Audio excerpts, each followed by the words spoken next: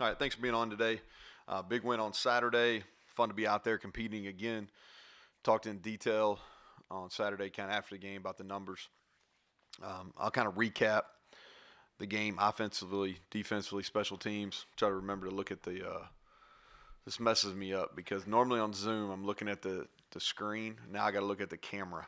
So my wife got on me from post game. So recap, kind of the game is defensively. I'll kind of hit negatives, positives for you all that were here last year. It's kind of how we did it. Defensively, the negatives were the 3 explosive pass plays, and then we had 2 missed takeaway opportunities. One of them glanced off our hands, and one of them we had a missed assignment where we should have been right there waiting on the ball. And we've got to do a better job getting all 11 guys to the football. I thought we pursued okay, but in our league with the explosiveness that we're going to play, we've got to do a better job getting hats to the ball. The positives, very few missed assignments, and we played a lot of people. Eastern was 1 of 11 on third down, which was impressive. 2.3 yards per rush, and then 4 sacks and 9 TFLs, within 49 snaps. So 13 of the 49 plays were negative plays. So that was job well done there defensively. Offensively, the negatives, perimeter blocking. We've got to make some strides there. I thought the details in our routes were just okay. We've got to be better than that. And then I was really disappointed in the second half. We missed on a 4th and short, and we weren't able to convert in the red zone, which have been point of emphasis for us, especially in the red zone. We were not able to do that and missed the chip shot. The positive, 0 turnovers and 86 countable snaps. 329 rushing yards, which has been, as you know, something we've really focused on. And we started fast, which is we took the ball coming out, and that was by design, and we started fast. And we wanted to get ahead, and we were able to do that. Special teams, without a doubt, the most disappointing part of Saturday afternoon. Penalties, we don't want to ever be in a situation where West Virginia beats West Virginia. And we were better than Eastern, so it didn't hurt us. But we cannot get in the Big 12 play and have that many penalties. We had 6 flags, 6 penalties. We had more flags than that, but only 6 penalties that were accepted on special teams. The kickoff cover team, which has been a strength of ours all through last year, and really did a nice job other than one. And thankfully it was a penalty that called it back, but they returned one for us on a touchdown, and we just had about 4 guys that didn't do what they were coached to do on that. And our field goal protection wasn't good enough, and we missed the 25-yard field goal. We got to be better than that. The positives, we downed a punt inside the 1, which is something we put a lot of work into, and we won the field position battle. Even with all the negative plays we had on special teams, we still won the field position battle. So that was good. When we win, we give awards, and so I'll kind of go through our weekly awards. Start with special teams. Special teams player of the week is a starter. He was starter on punt return and kickoff. Had a huge play on kickoff right after they returned the one for the touchdown. They get called back. And so the special teams player in the week in his first game as a Mountaineer, Alonzo Adai won that award. Next award, offensive lineman of the week. Without a doubt, played his best game in a Mountaineer uniform. Grade out 87%, had the highest production grade of anybody that played on the O-line, and that was Mike Brown. And he'll be back. We took him out in the third quarter there with an injury, but he's fine. He'll practice today at full speed. The defensive player of the week, again, in his first action as a Mountaineer, 8 solo tackles, 2 assists, and that was Tony Fields. And I thought he flew around and played at a really high speed. The offense player of the week, and this is obvious. 10 rushes, 123 yards. 1 reception for 15 yards, 3 touchdowns on the day. The most impressive stat to me is something that we've talked a lot about, and he's made a point of emphasis, is 0 negative yardage plays. He had 0 runs with negative yardage, and the offense player of the week was Letty Brown. We got a new award that we're doing this year. We're calling it the Blue Collar Award. It's kind of meant to be a tip of the hat to the people here of West Virginia. And this goes to a player that does behind-the-scenes work that doesn't show up on the stat sheet, but it's important to our success. And this player played 31 snaps on offense, was an integral part in our run game, started on our punt return unit and did a nice job ensuring the kick, and then started on our field goal unit. And his first extensive action, and so Jackson Knipper wins our first Blue Collar Award. Our Scout Team Players of the Week last week on offense, it was Trent Jackson, who did a really nice job kind of leading that group. Scout Team Defensive Player of the Week was Linnell Carr. And Linnell is a guy that showed up in the stat sheet, got a sack, and you like to see when guys perform well in the scout team and then they get an opportunity. And Linnell took advantage of that opportunity. I think he's got a lot of potential. He'll be a guy that plays a lot of football around here over the course of his career. And then the Scout Special Teams Player. And this guy has done a great job for us all fall camp. He got an opportunity to run down on kickoff and made a great play, an open field tackle. And that's Quimasius Mosby. And he really made a nice play there on kickoff, but he was our Scout Team Special Teams Player of the Week. And our last award, we give it to the best guy, and this is really important now. We always have this, what we call the Juice Squad on the sidelines during the games, and it's even more important since we don't have fans. And we had a bunch of guys that were up for this award, but the guy that did the best is our backup punter, Evan Mathis. So those are our awards for the week. Kind of wrap up before I take questions. Good start to the season. Glad we got to play a lot of people in our opener. This is a week that's not like a typical bye week. We've got to continue to make improvement.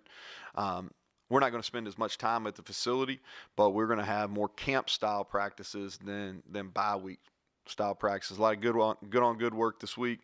We've got to continue to improve as we go to our Big 12 opener on September 26th. And I also want to mention before I take questions, this is Extra Yard for Teachers Week. It's an initiative by the College Football Playoff, and we'll be doing things all week to recognize teachers and what they do for our young people and the role they play in society. So with that, I'll open up for questions. First question comes from Greg Hunter. Go ahead, Greg. So, Coach, by my count, you played nearly 24 redshirt freshmen or true freshmen. So just give me a little look at some of the young guys. You had to get almost everybody you want. Was there anybody you didn't get to play? No, we felt like that everybody that was ready to play got in the game. And I'm sure we missed somebody, but we played a lot of people. I thought the young guys that played, defensively, Akeem Messidor got his first action. Daryl Porter Jr. got in the game and played. I think he was in there on the third series. And then, offensively, there was a lot of guys. Zach Frazier started as a true freshman. I thought he played really well. I thought he set a tone up front for us. Did a nice job with his physicality and just playing through the whistle. Sam Brown was productive. He started the game. Charles Finley played, I think, 16 snaps at tight end and did a nice job. Jordan White played, I think, every snap but maybe two in the second half, and he's a guy that we think is going to be a really good player down the road for us. I think he'll be a factor as a backup this year, and then Tony Mathis got a bunch of carries in the second half, and we got to look, like I said, we got to look at a lot of people, and we'll need to continue to do that. Reese Smith was a bright spot as a true freshman, 4 catches, and then Grayson got in and made a couple nice plays too. So and that's just off the top of my head there, Greg. Next question comes from John Antonic. Go ahead, John. Got to hit the unmute here.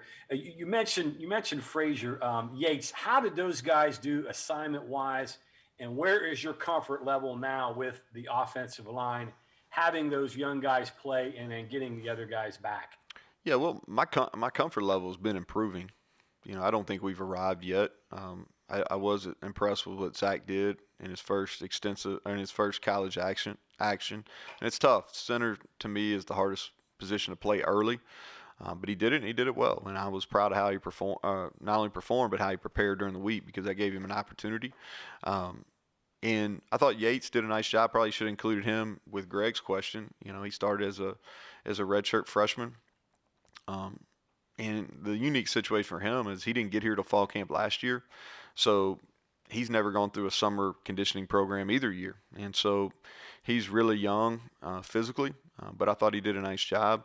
He's got to be more consistent. His good plays were really good, but there was too many negative plays by him. But he's a guy that I think has a lot of potential, and he'll continue to play and get better as we move along. But I think on the 26th and then moving forward, that's where we've got to continue to prove that we're better. I don't think just because we ran the ball well against Eastern Kentucky or our offensive line played better, that's what we were supposed to do. Now we didn't always do what we were supposed to do last year, so that's a step in the right direction. But we've got to be able to do it and sustain it against good people at the Power 5 level in our conference. Real quick, how was the physicality of the offensive line? That's something you talked about all camp. Did you see some of that? Yeah, I thought at times it was really good, and at times we've got to be better. I'd like for us to chase the ball and finish plays better. I think I want to play with a mentality, a little tougher mentality throughout games. But I thought we showed some signs. Next question from Ryan Prick. Go ahead, Ryan. I got to get the unmute here too. Two quick ones for you, Coach. One young guy I don't recall seeing was Avarius Sparrow. If I'm wrong about that, please let me know. But was wondering if there was any particular reason there you could share with us, or just a rotation thing. And then the second one, we talked obviously a few times here about Tony Fields and how well he played. Obviously a little bit behind with the transfer thing. How big is this next 2 weeks for him with the bye week to kind of further settle into that defense, and how much better and more comfortable do you feel he'll get over these next couple weeks?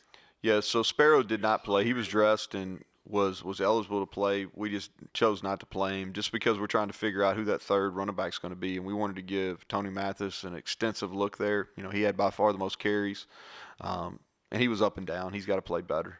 We need him to play better. We gave Dorr some carries because he deserved it, and so that was the reasoning behind that.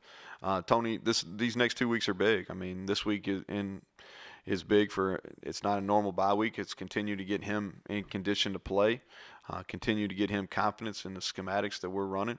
But, he really didn't have a whole lot of missed assignments in the game. Now, some of that was what we were doing, but they threw a lot at us. They were quite a bit different schematically. Eastern was quite a bit different schematically than they were against Marshall. A lot of gap schemes that they didn't show. A lot of more quarterback read, kind of zone option, gap option, things like that they hadn't shown. So he got some things thrown at him, and I think this week and next are going to be big for him without a doubt. You're right.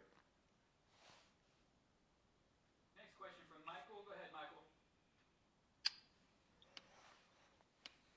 Michael. Vandarius Cohen had a sack and 2 TFLs. He didn't play much last year. How nice was it to see him active on Saturday, and how big of a part of the defensive game plan is he going to be getting ready for Oklahoma State? Well, it's good that he's playing. He's got to continue to stay out there and stay healthy. That's been an issue for Vandarius. I do think he's mentally and physically in probably as good a spot as he's been since I've known him. But he did. He made some plays. I think he's got to be more consistent. The penalty was really unfortunate because it was a 3rd and 10. He gets a late hit on the quarterback, which should not happen, and then they extend that drive and end up getting points out of it. I always look at those penalties as kind of what's the ending impact, and that was a 3-point, 50-plus yard penalty there, and so he's got to be better. But I thought he was active. And he showed up. The sacks and TFLs. I thought he did a good job with some of the line movements as well. Next up is Sean Manning. Hey, Neal. Alex Singfield is a guy who kind of bided his time and even battled injuries 2 years ago under the previous staff. Just kind of what has he done to get the carries he got on Saturday? And is he kind of a guy, him and Letty, going to be kind of even, you think, throughout the year as of right now, I guess? Well, Letty's a starter at this point, and he's earned that right. But Sink is a guy that's had a really productive camp, and he's been considerably different player, over the last 6 weeks compared to what he was last year. I think he's playing with more confidence. He's added some bulk. He's been more decisive in the run game. And you've heard me say this before, Sean, is he took coaching at the end of the year last year, and he really was hungry to play more and wanted to know what he could do to improve. And Chad Scott, our running back coach, really gave him detailed things to work on. And during the quarantine and during his time away, he really worked on those things. He's been better in space. He's been better in finishing runs. And so he's a guy that's going to continue to play, and we'll continue to script and game plan to get him touches. We'll go to Sam here. Go ahead, Sam. Hey, Coach. So Letty Brown credited his improved performance on Saturday, mostly to his increased or improved relationship with the offensive line. I don't know. Have you noticed that? And can you kind of talk about what that means in a running game to have a relationship like that between a running back and an offensive line?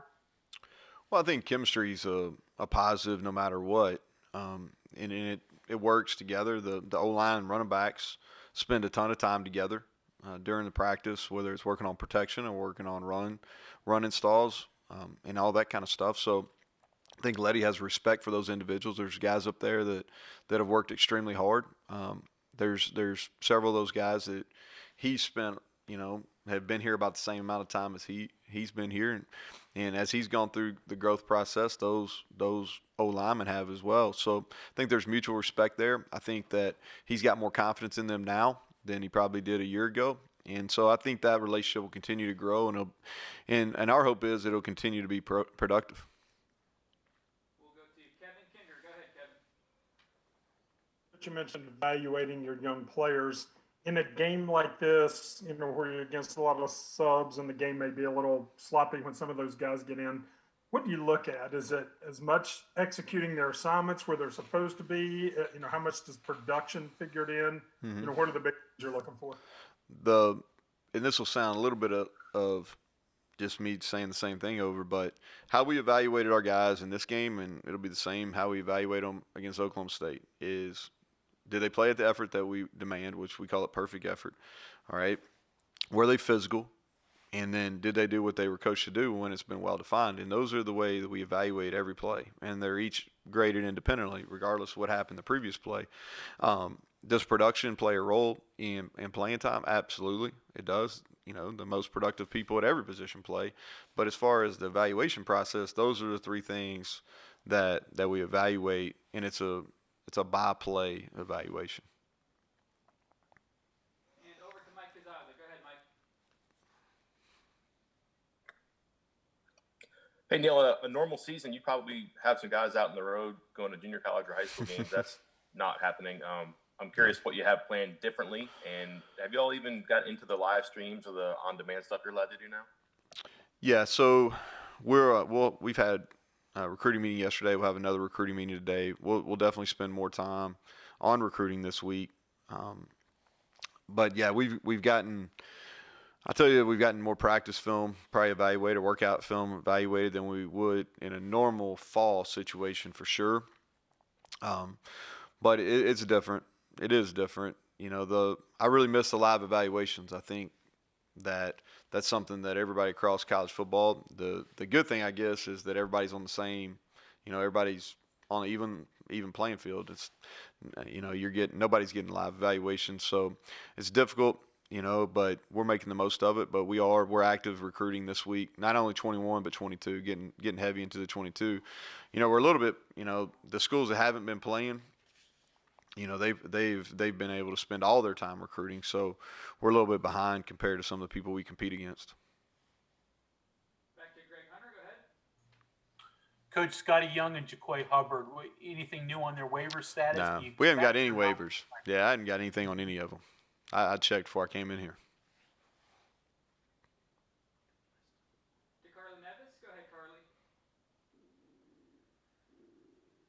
Hey, Coach, you mentioned the punt down at the one. That was by Kyle Poland in his first real action.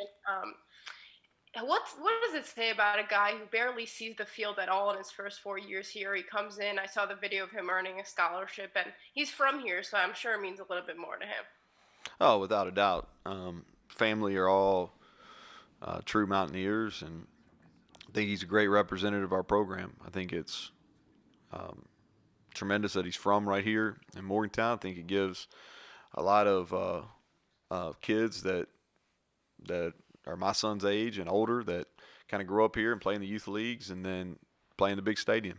It's I think that's the dream for a lot of people that are in this community, in this state. And he's a great kid. Already graduate in May with a graduate degree, and married in the office. It's been a big year for him. He's starter, scholarship, married, having a child. So he's got a lot going on, but he's definitely capable of handling all those responsibilities. Over to Chris Hall. Good afternoon, Coach. You started Sam Brown over the weekend. Just want to know what went into that decision and just his evaluation after you watched the film. Yeah, I just thought he deserved the opportunity. He'd been productive in camp and wanted to make a point. But he played better than I thought he would, really. He's a little bit up and down last week. But he went out there, and that's the thing, you never know. I always tell our guys, you have to, all preparation does is give you an opportunity. If you don't prepare, you have no opportunity, but you still have to perform. And different people react different ways when they're under the limelight or when it's game day, however you want to say it. And some people just rise to the occasion, and that's what he did. He was up and down practice-wise last week, wasn't overly consistent. Now did everything we asked him to do, and he'd shown some flashes and scrimmages and things like that, but really was kind of unsure of how he was going to play. Confident in his abilities, but just unsure. Hadn't been in a game situation with him. And he goes out and he makes 2 difficult catches in the first 2 series. And so I'm excited about him. I really am. I think that young group of wideouts that we have, there's a lot of potential there, and there's a lot of competition. If we can mirror that competition in that room across our whole team, and that's our goal in recruiting, then we'll be in a good situation. We'll take these last 4 questions in the queue. Go ahead, John Antonic. Got it. Curious, we haven't talked about this much, but how was the timing? I know when you did the split squad stuff, maybe Austin Kendall was with Sam James or Jared was with somebody else. What was the timing like Saturday, and is that still a work in progress for your guys all across the board? I thought it was okay. I don't think it was the execution in the pass game was where, as a coach, you want it to be, but I don't think it was poor either. Accuracy-wise, if you look at our percentage, we high percentage, but I think we can place the ball in some better spots. But I thought Jared in particular threw the ball well. There's probably 2 throws that if he throws the ball where it needs to be, he's probably a 300-plus yards in the first half, and he's probably up for some of those weekly awards, And so, but he will get better. I thought he made a couple significant throws that on the same type of throw he struggled with maybe at the end of last year. So, and I was really excited about how he prepared, and I was excited about his demeanor in the game, really even keel, and so he'll only get better. But I think overall, timing-wise, it was okay. I think we'll continue to get better, and that's why this week is important. And that's what I told our team yesterday afternoon. We didn't practice yesterday. We'll practice today. This has got to be a week we get better. Next question is from Cody Nesper. Go ahead. Hey, Neal. So going back to special teams real quick, you had 2 new starters. You already mentioned Kyle Poland, but you had Tyler Sumter too. How do you think those 2 did, and what was the determining, factors coming out of camp for those 2 battles? Yeah, Poland consistently was in a winning situation. The punting battle kind of went back and forth, and really one of the things I think Greg asked me earlier who didn't play, and I should have said Colton McGee. Colton McGee was a guy that I really wanted to get in the game. He was going to take every punt that we had in the second half. We just didn't punt the football in the second half. So as far as Sumter, he mishit the one that went down to the 1, but it still went down to the 1. If you look at it on paper and he had 55-yard average, you're like, wow. But we gave 20 yards back on the second punt because he kicked it in the end zone. And he really hit that ball well. So I thought he was fine. He'll be better. He'll be better. And I got that probably answered your question, Cody. I kind of bounced around. Last 2 here. Go ahead, Mike. Yeah, Neal, actually, I wonder about Jordan White and what went into getting him to flip when he wasn't playing at all last year. It's kind of an odd situation, but you piqued my curiosity on Sam Brown. You said trying to make a point. I'm wondering if that's at the expense of Sam James, who's the other guy there, and is that just a way to kind of get him up to the level of expectations you hold for him? No, Sam missed some practice time. He had a little bit. I think I said this after the game. He had a little bit of an injury there. He missed some practice time, so just felt like the people that had practiced. Sam Brown had been out there every day during fall camp. What was the first part of that, Mike? I'm sorry.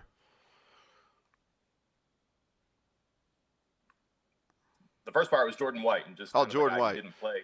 Well, Yeah, he and then, you know, played. committed, and Yeah, well, he played as a senior. He didn't play as a junior. Mhm. So, yeah, and I give Jordan a hard time about this. He came maybe on one of the first recruiting weekends, maybe the first junior day that we had when I was here as, the first month I was here as a head coach, and was overweight. I didn't know it at the time. I'd learned once he was here that he didn't play as a junior, had a foot injury, and I think he got hurt or injured in the first game. And so we really got on him. We recruited him at that point, but we wanted to see him in some live situations in the fall. And what we saw is a kid that was really physical, and he played against great people. Comes from one of the best high school football programs in the country. Played against really good people, a lot of Division I scholarship D linemen that he played against in that league. And he's came here and he's shown. He's a guy that's really physical, plays with good bend, loves football, loves to compete, loves the preparation process. And so he did some really nice things. There's some things he's obviously got to work on. And when the competition increases, he can't get away with some of the mistakes he made on Saturday. But he's a guy that fits kind of what we're looking for up front. Okay, Keenan, go ahead. Hey, Neal, just wanted to ask you, how did you think you did in the tackling department? And a guy that you mentioned in fall camp, Sean Martin, how do you see him fitting in, as this goes forward? Yeah, so Sean's a guy that we're really excited about. He right now and this will give me a little segue because I was going to talk about this. We've got two guys that are true freshmen for us that are walk-on players that are out right now. They're the only positive COVID cases we have in our program. But Sean missed the game due to contact tracing. He's well, he's fine, but he was he missed the game. He was a guy that we wanted to play, but he was out. He really had his best week of practice last week until he was out, and he was a guy that was definitely going to play, but still really, really excited about him. I like his makeup, how he's worked since he's been here on campus. He's going to be a real bright spot for us.